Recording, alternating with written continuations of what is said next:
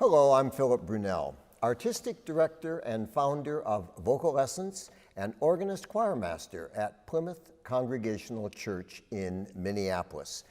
So each day, I've chosen a different composer, one that's had a role to play in these organizations. And today, which made sense because this very day, September 11th, is the wedding anniversary of Carolyn and Philip Brunelle. And I thought, which composer? And I thought, John Philip Sousa, Mr. America. So what we're going to do today is talk a little bit and hear some music of John Philip Sousa. His parents, one was from Portugal, one was from Germany. He was born in 1854, died in 1932. Not only, of course, was he a composer, he was a conductor, and he's the only composer I know who is in the Trap Shooters Hall of Fame.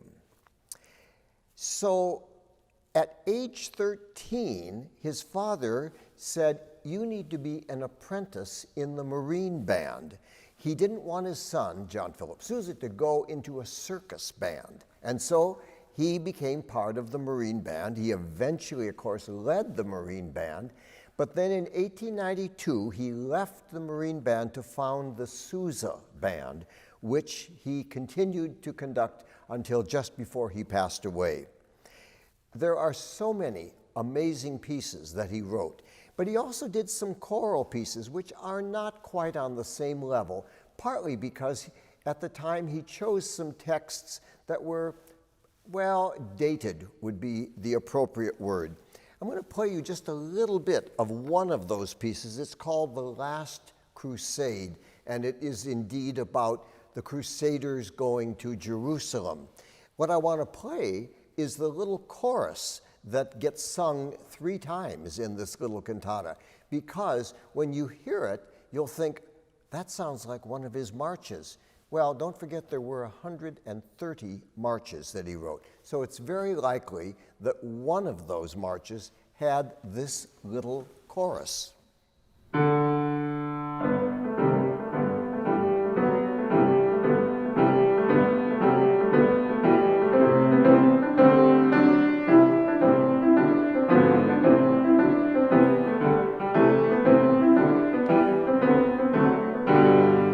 So that little melody became sort of the center of this piece called The Last Crusade.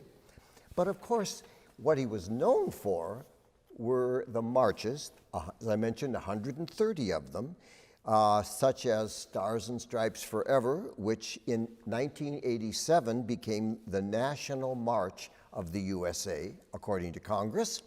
He wrote Semper Fidelis, Liberty Bell, Washington Post, and the Minnesota March in 1927, and then a march you probably haven't heard, but I have, and there's a reason you haven't, and that is in 1929 he wrote the Fauché Tower March.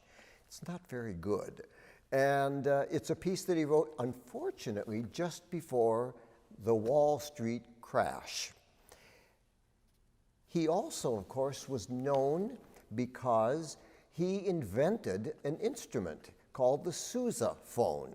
And the sousaphone really was just like the tuba, only his idea was that it would be a marching tuba. So the bell would face out, and that way you could hear the sound as you were marching down the street.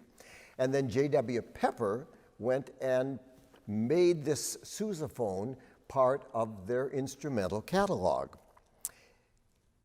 He wrote all these operettas, and between 1879 and 1915, there were 15 of them.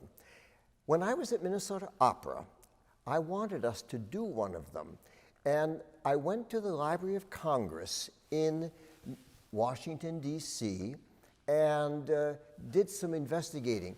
What was amazing, we're talking back in the 1970s, at that time, the Library of Congress had boxes and boxes of all of John Philip Sousa's music, but it hadn't been cataloged.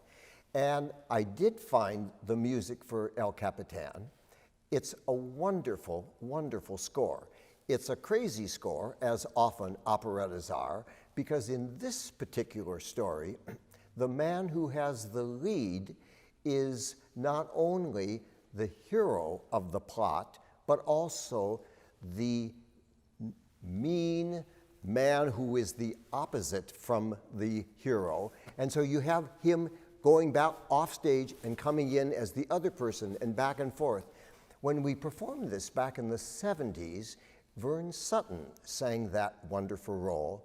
But today, we have Bradley Greenwald with us, who also has sung this role, and I'm delighted to have him sing the piece that is the most famous in El Capitan, and a piece that you'll recognize because, of course, later Sousa took many of these operetta melodies and turned them into marches. So please, welcome Bradley Greenwald and El Capitan. You see in me, my friends, a man of consummate bravery. My inmost nature tends to free the both of us slavery. This thought and cherish, though you perish, crush out Spanish slavery. Arms, liberty.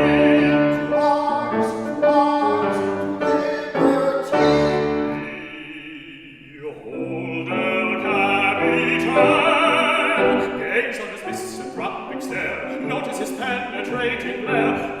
Come at him if you can. He is the champion beyond compare.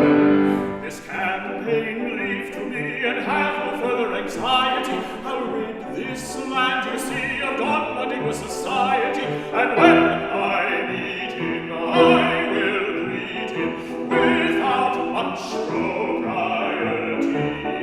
Once,